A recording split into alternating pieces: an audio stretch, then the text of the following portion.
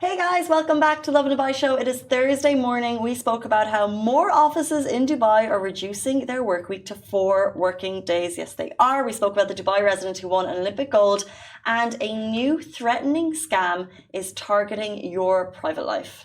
And so if you have missed the episode, don't forget to subscribe to the Lovin Dubai Show podcast, wherever you get your podcast from, and enjoy the show. Good morning, Dubai. Welcome back to the Lovin Dubai Show, where we go through the top trending stories that everyone across the country is talking about. You're waking up this morning and all your questions are, will you have work suspended on Fridays? We have the latest updates on that. And as well, 2 billion dirhams in housing benefits has been announced. We're talking about the Dubai resident who won an Olympic gold medal. As well, beware you guys, new threatening scam that's targeting your private life. Those are all our top stories for today. It is 306 days since the genocide began in Gaza on October 7th. The current death toll stands at 39,677. The number of injured people is 91,645, while 1.9 million people have been displaced from their homes.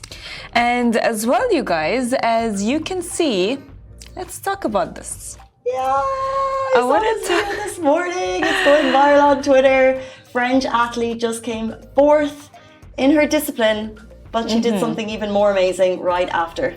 She proposed to her boyfriend, and I think in my mind, and I don't know, I don't agree with that, because look, I'm happy for them. They both look very happy. She looks very happy. She probably had this very big win, winning 4th place, and then she's like, oh my god, I want to share it with my boyfriend, and I want to spend the rest of my life with him because he probably supported her throughout her journey. Definitely, right? So and she's like, fine, I'll propose to him, but I don't agree with a woman proposing to a man. Why?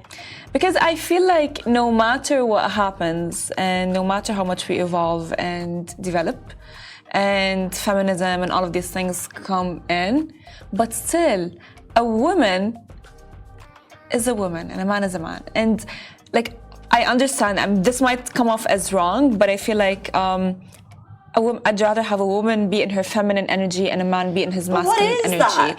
Why can't she is just, I have a different take on it, but she has just come forth, and why should there be a taboo around it? Why can't it be you want to live in your feminine energy, but that's your feminine energy, but maybe my feminine energy is different to yours. What's to say we're the same? So allow people to do what they want and support people's choices. But I don't agree, because I'll tell you why.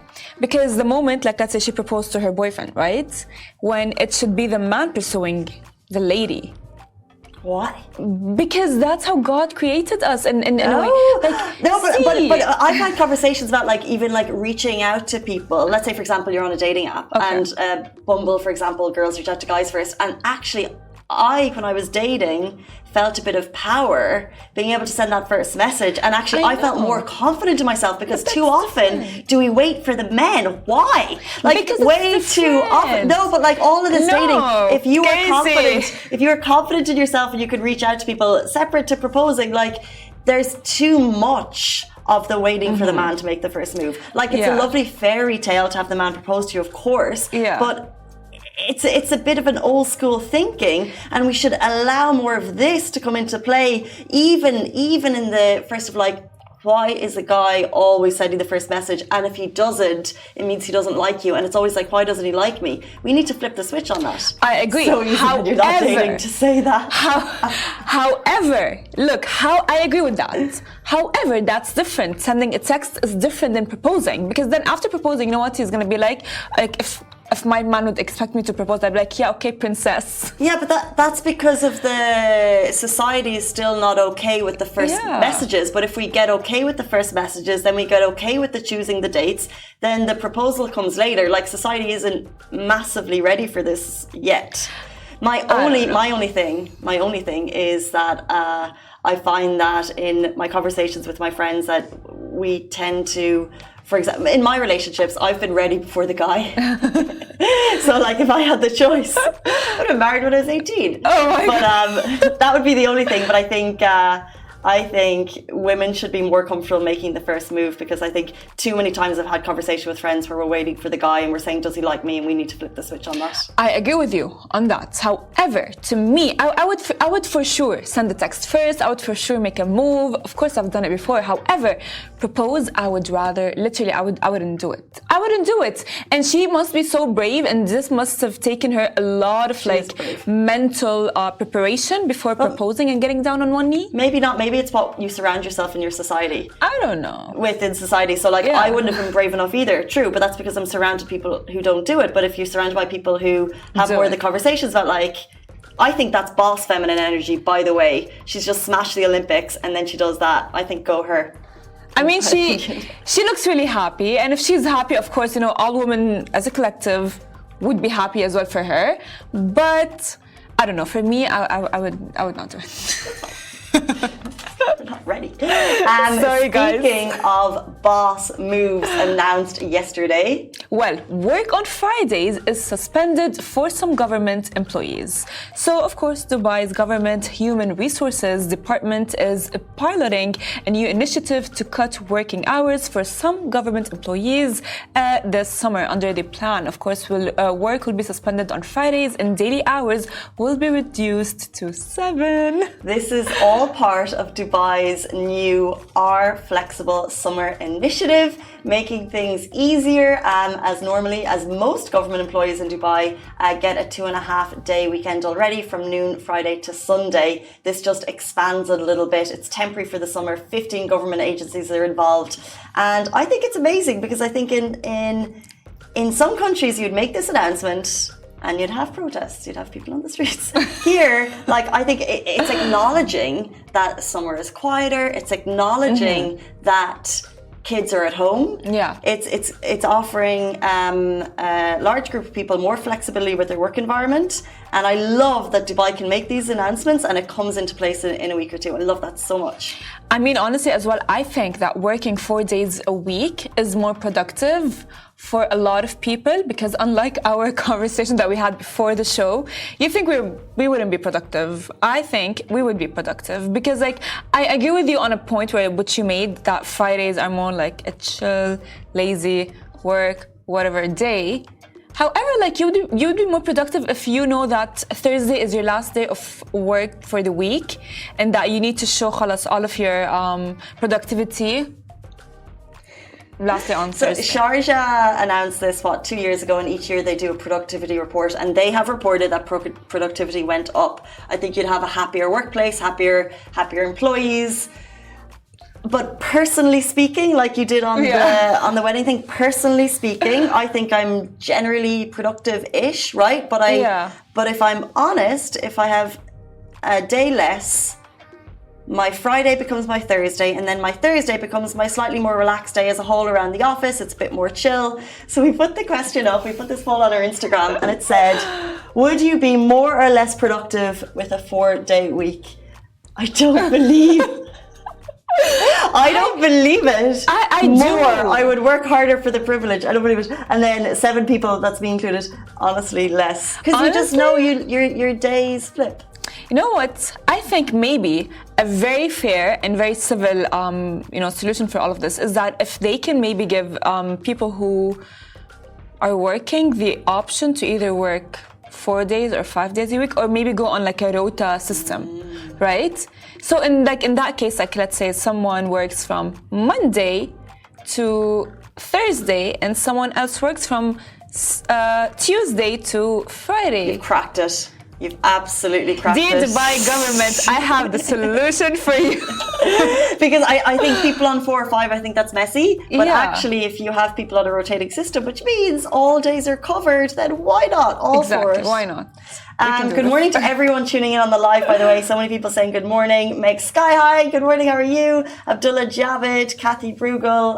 Where are you all watching from? Those are interesting names. Let's jump into our next story. 2 billion dirham in housing benefits has been announced. So the cabinet chaired by His Highness Sheikh Mohammed bin Rashid Al Maktoum, Vice President and Prime Minister of the UAE and ruler of Dubai, has approved 2,618 housing approvals worth more than 2 billion dirham during the first half of this year.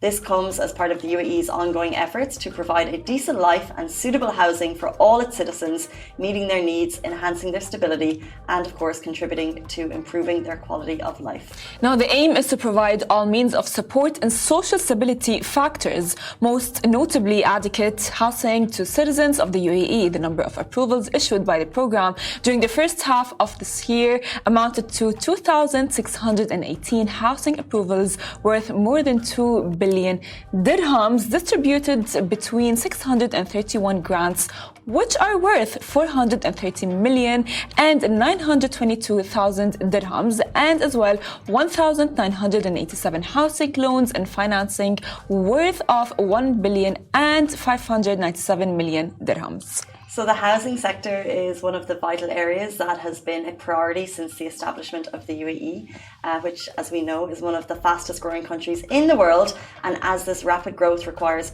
great planning and an integrated investment in the field of housing to meet the needs of its citizens. As well, and a remarkable showcase of all of these things just makes me think in a way that I love how the UAE has this vision for itself, you know, regarding architecture, regarding improvement, technology and development. And as well, in light of all of that, it as well has a vision for its citizens. Like, it would not even allow or would not even imagine having citizens that maybe did not have enough money to have a house. And I think it's for everyone. I spoke to a friend who's Emirati, and it's, you know, especially if you're entrepreneurial, he got married, they have a young family, but he's decided to stay within his family home. Mm-hmm. So then they were given, I think it's the option of a home. If you can't afford to build, the option was there of a home or a plot of land. Yeah. And I think they took the plot of land, maybe they're renting it out, and then, you know, 10 years down the line when they can afford it, they're going to build the great house that they want to. But like, in terms of an entrepreneurial style, he said that also you could stay within the family home and rent out the home that you're given. Mm-hmm. So it just means like keeping money going through the economy. So it's an amazing benefit regardless of whether you have great access to wealth or minimal access to wealth. You're still going to benefit from this. I agree with you. I mean, honestly, this is just beyond amazing. And the fact that if you don't have hey, you're a citizen, if you don't have the money to actually buy a house, well, we're going to give you the area of land for later on, you know, because like they are not only boosting the economy, and that's what makes Dubai, you know, they have a vision for 2030, and they're actually implementing all of the factors to actually get to their vision, and they will not be allowing anyone who's Emirati and who is a citizen to, if you have the Emirati passport or you have a business or anything, to maybe go on the, I don't want to say this, but broke side. Yeah, you just look at homelessness in other countries. Like, and I just look at Ireland, and homelessness is a big problem. Exactly. Yeah. Despite the fact that there are homes available, but the government doesn't make them available for the homeless. And I think that's a common problem across 100%. The world. And I just like, you know, when you speak about the negativity that gets spread towards the Middle East, and then you have these types of stories that come out, like look at our top 2 stories today, like 4-day work week for government employees, free housing to the tune of 2 billion dirham in the first part of this year. It is truly amazing and remarkable the types of efforts this country goes for its citizens. But let's jump into our next story. Well, you guys, a Dubai resident wins an Olympic gold medal. Now, in a remarkable showcase of dedication, Victor Axelsen, a Dubai resident and golden visa holder, has won the gold medal in badminton at the Olympics for the 2nd consecutive year. Badminton is so great to watch, by the way. So he was representing Denmark. Axelsen's win not only highlights his exceptional skills, but also a historic moment in Olympic history because he was the first non-Asian player to achieve this feat. Well, for the past 4 years, he has made Dubai his home, where he has been meticulously training at the state-of-the-art Nad Al Sheba Sports Complex. His commitment to excellence is evident in the intense preparation of of the preparation he had undertook, spending over 10 months owning his skills and perfecting his game in the UAE. So look at the videos we shared on our page. It's such a goosebump moment for him and his family, and his remarkable achievements are a reminder that passion, perseverance and the right support, dreams can indeed become reality on the grandest stage of all. Love this so much because I think that, you know, we haven't got a UAE gold yet. This Olympics. I feel like judo, equestrian sports, like that's where we're going to get it. But this type of win, despite the fact that, you know, he got it for Denmark, he's been training in Al Shiba for 4 years, our facilities are amazing. This is inspiration that, let's say for example, if you're a kid in Dubai and you're playing and you've happened to see him, he's been here for the last 10 years, that's the inspiration you need. You need people winning to build the ecosystem for younger people to come up, and, you know, in 10-20 years I'm sure there'll be a UAE gold in badminton. 100%, I agree with you for sure. And by the way, badminton is not an easy sport. I tried playing it and I failed miserably. What do you have, the bat? And you have the a small bowl, the shuttlecock, and the thing, and you try to like. And it's not easy. It's such a fun, like it is not easy. It's great. It is not easy. And of course, you know, the fact that he trained for 10 months. And in Dubai, he's been training for longer, yeah. He trained for 10 months in Dubai and actually won the medal. And you can see how happy his whole family is, and how you can tell on his wife's face that she had supported him throughout his training journey. Yeah.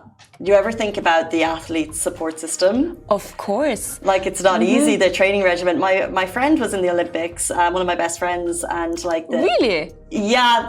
Nice. Brazil, was that 8 years ago? Okay. Running for Ireland. And she has been in training since she was 13, 14, 15, 16. Like, she was always like the best of the best in school. But like, as you know, the amount of commitment it takes for your entire life, your whole family is behind you. You're so right that like your support system is everything, and you know that the people standing behind them are what helped them get to that point. I remember, I don't know if I'm wrong. If I'm wrong, please, whoever watches football, don't come at me. I remember Cristiano Ronaldo saying that as his part of the training, the fact that he has Georgina by his side, someone who gives him like the peace, and he knows that she's handling the kids and everything, it just like gets his mind off all of these things. So it's like, because like when you're like playing a sport like football or badminton or any kind of like sport, and you know, like you have a lot of people watching you, you will need to have your mind off a lot of things. You know, of like the house, cleaning, your loved ones, your family, laundry, literally everything. You know, you need to have everything settled, and you need to disconnect completely and just like shut down. Like, just not think about it. But if you're playing and you have a million things running through your head, you're not going to be able to focus, and so in that way you will lose your technique and you will not win. It's good to have a great support system behind you. No, true. I totally agree with you that like it's not just you making sacrifices. It's like it could be your mom, your dad, your coach, or your partner, but everyone sacrifices to get you to that moment. But obviously it was all worth it for Victor, so massive congratulations. And if anyone wants to see him play, Al Shiba, that's where to go. Before we move on to our next story, let's get appy. So if you have not downloaded the Lovin Dubai app yet, please download it right now or after the show. Because not only is it free, but it gives you direct access to every city under the Lovin umbrella, and there are 22, by the way. So for the latest news, you guys, for local community stories, tips on the very best places to go, discounts and more, don't forget to download the Lovin app now and explore the best or what city has to offer. Which, by the way, I can for sure assure that, because you guys, if you miss the show, go on the app. If you miss an interview, it's on the app.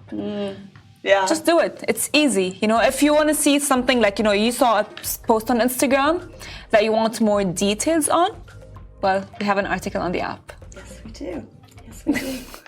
Thank you to the amazing team behind us who make that happen every single day. What you will not find on the app is a threatening scam that is targeting your private life. So this is another one making the rounds.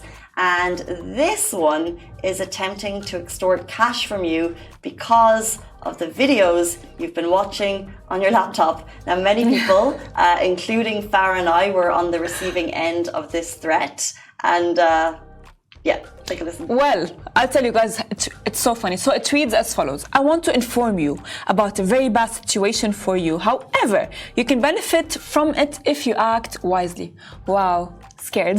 The scammer says they have access to your webcam, messengers, and as well emails, call records, and etc. They claim to have been watching your internet activity and now know all about your private life. Yes, and then the email gets a little bit more explicit. I'm not going to go into the perverted details, but you can actually read the full thing on our IG post. And they threaten to extort you because of the videos that you've been watching. So these emails, they can nearly be funny. Like when I got it, I kind of laughed. However, you know, they're preying on unsuspecting vulnerable victims, and if they catch them at the wrong time, it's unfair. So please do not pay attention to these emails, change your passwords, and block the sender immediately. Which, by the way, I realize I say it, but I don't do it. So I'm trying to remember what was the title for this email. It was like, they mentioned Pegasus, don't they? Pegasus. I have no idea. I remember, guys, when I got the email, I was sitting right here and I showed up like, Casey, look at what I got. And it was so funny. It was like, I don't remember what was the email. I just like looked at it and I'm just like, bye. Like, you know, I've gotten so many. But this one I thought was different. Like I've gotten so many scams, but I felt that this one, I need to see. It's written as though it's from one person directly to you, and like the grammar's not perfect, but it's not like totally inaccurate. It's basically, it's as though someone is speaking to you, and as though they're logged into your Microsoft account. They mentioned Pegasus spyware, scamware, and they're basically like, we have logged into your system, we know everything that you're doing, and if you don't send us money, then that's true. Then we're gonna release the footage. Expose you. For example. The thing is, like, let's say, told me about it. I was like, yeah. And then the thing is, like, if let's say you send them money, you know what they're gonna say? They're gonna be like, well, you know what? We're not gonna delete them. Send us more. Yeah, exactly. And then you're gonna be in this loop, and then if you're gonna call the police, and the police is gonna be like, yeah, but why didn't you block? Literally. Scammers, 8:55 on this Thursday morning. And if you're one of the government employees whose Fridays will now be suspended, it might be the last day of your week, but for the majority of us, we've got 2 more days. It's beautiful weather outside. It is. It really is. Honestly, the humidity has gone. It's 65% today, which I feel like for, you know, August in Dubai. It is good. It's better, I would say, than like it was a few weeks ago. Remember like a week ago, like I would like have my hair done up because like I would be very worried of the humidity would ruin my hair and so on. It's not like your windows outside are totally wet that you can like draw things on it. It's not that level of humidity, which I think is like 75. It's 65. That brings us to the end of the show. Thank you, Farah. Thank you, Casey. And we'll see you back here tomorrow morning, same time, same place. Bye-bye.